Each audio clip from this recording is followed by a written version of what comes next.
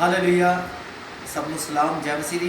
प्रभु यीशु मसीह का धन्यवाद करते हैं कि एक बार फिर प्रभु ने सानू मौका दिता कि प्रभु के लोगों के विचकार रूबरू होइए और प्रभु की महिमा कर सकीए, क्योंकि असी जानते हैं कि अज का दिन गुड फ्राइडे करके यानी कि चंगा शुक्रवार करके मनाया जाता है और पूरी दुनिया के विच इस त्यौहार को मनाया जाता है। और प्रभु यीशु का धन्यवाद करते हाँ कि साडे प्रभु यीशु मसीह की जी मौत है और जयवंत मौत है।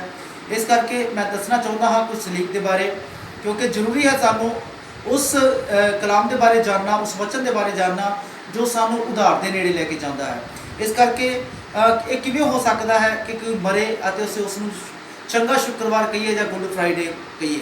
इस करके मैं तुहानू दसना चाहता प्रभु के लोगों कि चंगा शुक्रवार, मैं फिर बार बार मैं तुहानू एक सवाल पूछता हाँ कि जो एक इंसान कोई मरदा है तो वह दिन किवें चंगा हो सकता है। असी देखते हैं कि जो एक जन जो परिवार के विचों जाता है या उस इस संसार को छड्ड के चले जाता है तो असी देख सकते हैं कि किवें असी हाड़े तरले पाउंदे हां अते असी उस दिन को माड़ा कहते हैं। लेकिन बाइबल के विच असी देखते हैं, प्रभु के कलाम के विच देखते हैं और प्रभु यीशु मसीह के विच जदों असी आउंदे हां तो चंगा शुक्रवार असी यीशु मसीह के मौत के दिन को मनते हैं, क्योंकि यीशु मसीह की मौत करके सानू छुटकारा मिलिया। इस करके चंगा दिन इस करके मनाया जाता है क्योंकि सचमुच साडा इस दिन परमेश्वर के नाल मेल होया अते साडे पाप यीशु मसीह ने उठा लिते। यीशु मसीह ने साडे वास्ते अपनी जान दे दी, उसने जान दी ताकि असी जीवन पाइए। वो साडे वास्ते मारा गया अते साडे वास्ते उसने कलवरी क्रूस के ऊपर अपनी जान दी। इस करके प्रभु के लोगों मैं तुहानू दसना चाहता हाँ कि चंगा शुक्रवार इस करके किया जाता है क्योंकि यीशु मसीह इस दिन साडे वास्ते कलवरी क्रूस ऊपर मरे और सानू चाहिए है कि इस दिनों के असी एक दूजे के नाल प्रेम करिए अते प्रभु की बाणी को, प्रभु की गवाही को अगे बढ़ीए। हालेलुया। और असी खुदा के कलाम तो देखांगे यूहन्ना दी इंजील उसका 18 बाब 14 वचन के विच लिखा है। असी पढ़ांगे, पढ़िए। ये वही काइफा था हाँ जी, जिसने यहूदियों को सलाह दी थी कि हमारे लोगों के लिए एक पुरुष का मरना अच्छा है। Praise the Lord. हालेलुया। इस जगह तो एक भविष्यवाणी है कि एक पुरुष का मरना अच्छा है, क्योंकि एक अन्ना दूसरे अन्य को राह नहीं सी दिखा सकता, एक पापी दूसरे पापी को बचा नहीं सी सकता। इस करके मैं प्रभु के लोगों को दसना चाहता हाँ एक जरूरी सी कि एक निष्कलंक दे साडे वास्ते मरे तो ये वधिया गल है। और यीशु मसीह साडे जिउंदा खुदा अते असी जानते हैं, असी इस करके प्रभु की बाणी दे विच देखते हैं कि इस जगह असी पढ़िया कि ये चंगी गल है कि कोई एक पवित्र जन साडे वास्ते मरे। हालेलुया। और मैं दसना चाहता हाँ कि सलीबी मौत बाइबल के मुताबिक असी कितों देखते हाँ उन्होंने लोगों को दी जाती सी जिहड़े लोग पापी हुंदे सी, व्यभिचारी हुंदे सी, गुनहगार अते घिनौने लोगों को। लेकिन बाइबल के विच लिखा है कि प्रभु यीशु मसीह कलवरी क्रूस उपर जो मारे गए तो उस जगह के उत्ते असीं देखते हैं कि उस सलीब को भी आदर मिलिया जिसनों लोग देखना पसंद नहीं सी करते, वो घिनौने सी। और संत पौलुस इस विषय के विच कहता है, असी अगर गलातियां की पत्री उसका 6 बाब 14 वचन पढ़िए। हाँ पढ़ांगे असी। पर ऐसा ना हो कि पर ऐसा ना होवे कि मैं अन्य किसी बात का घमंड करूं, मैं किसी भी होर किसी गल का घमंड करा, केवल हमारे प्रभु यीशु मसीह के क्रूस का। सिर्फ और सिर्फ सानू प्रभु यीशु मसीह की सलीब के उत्ते घमंड करना चाहिए। अज असी देखते हैं कि बहुत सारे लोग अलग अलग दे तरीके के विचार ने, लेकिन सलीब का एक ऐसा निशान है तुसी किते भी चले जाओ हर एक जगह ते तुहानू मिलेगा। अज असी इसका आदर देखते हैं, चर्च के उपर लगी देखते हैं, घर दे विच लगी देखते हैं, लोग शौक के नाल गलियां दे विच भी पाउंदे हन। लेकिन बाइबल च साफ तरीके नाल लिखिया है कि ये एक शरापित मौत सी, एक घिनौनी मौत सी अते किन्ने दिन तक जदों तक कोई मर नहीं सी जाता उस व्यक्ति को सलीब के उत्ते टंगिया ही रखा जाता सी अते वो तड़पदा अते देख सकते असीं बाइबल दे विच कि वो तड़पदा सी अते हाड़े पाउंदा सी, लेकिन जदों मर जाता तो फिर उसनूं सलीब तो उतारिया जाता सी। लेकिन प्रभु के लोगों बाइबल दे विच लिखिया कि यीशु मसीह साडे वास्ते शरापित बनया, यीशु मसीह साडे वास्ते पापी बनया। क्यों? क्योंकि असीं घमंड कर सकीए उस सलीब के उपर जिहड़ी सलीब घिनौनी सी अते शरापित सी, लेकिन यीशु मसीह का लहू लगन करके ओही सलीब असीं देखदे उस क्रूस नूं कि अज आदर दे योग बन गई। इस करके अज असीं उसका आदर करते हैं। सलीब ये संत पौलुस कहता है कि मेरे को होर कोई कारण नहीं। संत पौलुस घमंड कर सकता सी अपनी एजुकेशन ते, संत पौलुस घमंड कर सकता सी अपने ओहदे दे उपर, संत पौलुस घमंड कर सकता सी अपने वरदानां दे उपर, लेकिन उन्हें इदां दी कोई भी गल नहीं कही। लेकिन पौलुस इस गल नूं कहंदा है मैं घमंड करदा हां ते सिर्फ यीशु मसीह दी सलीब दे उत्ते, क्योंकि बाइबल दे विच लिखिया है एक ही नाम है आसमान के थले लोगों के विचकार कोई दूजा नाम नहीं दिता गया, सिर्फ यीशु नाम ही दिता गया। इस करके प्रभु के लोगों सानू चाहिए है कि असी उस सलीब की अहमियत को जानिए। जो गुड फ्राइडे वाले दिन, चंगे शुक्र वाले दिन प्रभु यीशु मसीह ने अपने मोढियां दे उत्ते चक्की।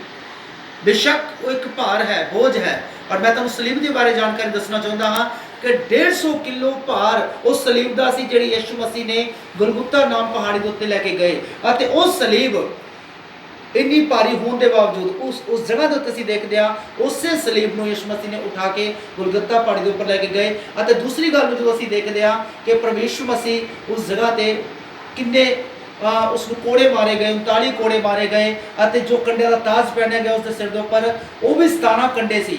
ये जानकारी है। अते उन्हां जख्मां दे विच असीं देख सकते हैं कि प्रभु यीशु मसीह किस तरीके दे नाल उस पहाड़ी के उपर चढ़े जो गुलगुता सी, यानी कि अर्थात खोपड़ी वाला पहाड़। लेकिन बाइबल दे विच लिखिया है उस सलीब उस जगह के उत्ते घिनौनी सी, लेकिन जदों प्रभु यीशु मसीह उस उपर आए तो उन्होंने आदर मिलिया।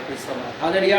इस करके असीं देख सकते हैं कि खुदा दे कलाम दे विच लिखिया जे सलीब ना हुंदी ते सानू उधार ना मिलदा, जे सलीब ना हुंदी ते साडे वास्ते कोई भी परमेश्वर दा द्वार ना खुलिया हुंदा, क्योंकि यीशु मसीह ने जदों सलीब दे उत्ते जान दित्ती ते लिखिया हैकल दा पर्दा फट गया और साडा मेल खुदा दे नाल होया। इस करके प्रभु के लोगों संत पौलुस इस करके कहता है कि मैं घमंड करदा हां सलीब के उपर।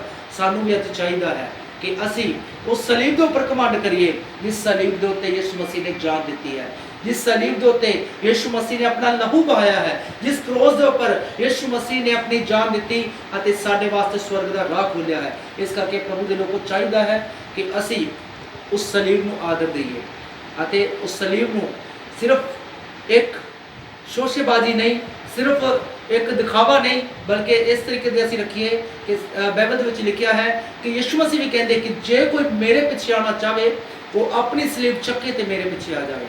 आज सानू सलीब चक्कन की जरूरत है, आज सानू प्रभु के पीछे चलने की जरूरत है। आज सानू चाहिए है कि असी अपनी सलीब चकीए ते खुदा दे मगर हो टुरीए। प्रभु के कलाम च लिखा है कि संत पौलुस कहता है कि मैं प्रभु यीशु मसीह के जख्मां नूं अपनी देह ते लिया फिरदा हां। बाइबल च लिखा है कि मैं अपने शरीर को मारदा कुटदा ते वस विच करदा हां। इस तरीके नाल वस विच रखना ही शरीर को सलीब को उठाना है। सलीब का रस्ता जिहड़ा तंग है, सलीब का रस्ता जिहड़ा है वो तंग रस्ता है। अते यीशु मसीह ने भी क्या सचमुच सानू तंग रस्ते ताणी गुजरना चाहिए है, चौड़े रस्ते ताणी नहीं, क्योंकि तंग रस्ता जिहड़ा परमेश्वर के घर में जाता है अते चौड़ा रस्ता जिहड़ा है वो नरक वाल जाता है। इस करके सलीब को उठा के चलने का मतलब है कि असी परमेश्वर के मगर जा रहे हाँ, परमेश्वर के घर के जा रहे हैं। इस करके सानू चाहिए है ਜਦੋਂ ਅਸੀਂ ਬਾਈਬਲ ਦੇ ਵਿੱਚ ਲਿਖਿਆ ਹੈ ਸੰਤ ਪੌਲਸ ਇਸ ਗੱਲ ਨੂੰ ਬਿਆਨ ਕਰਦਾ ਹੈ ਕਿ ਮੈਂ ਯीशु ਮਸੀਹ ਦੇ ਨਾਲ ਸਲੀਬ ਤੇ ਚੜਾਇਆ ਗਿਆ ਹਾਂ।